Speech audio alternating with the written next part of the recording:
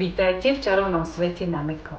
Ahoj, dnes ti stačí štipka pozornosti, správny pohyb a trocha motivácie, aby tvoje dieťatko zvládlo dôležitú zručnosť 6. mesiaca, druhé spriamenie.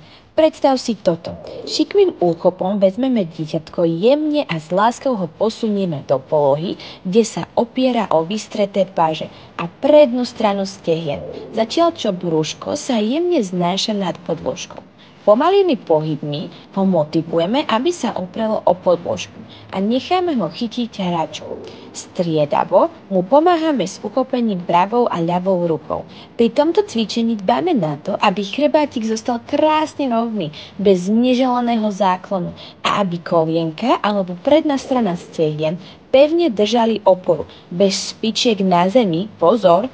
Opakujeme to niekoľkokrát, jemne a s citom, s pomocou mekučkej podložky od Lalalu.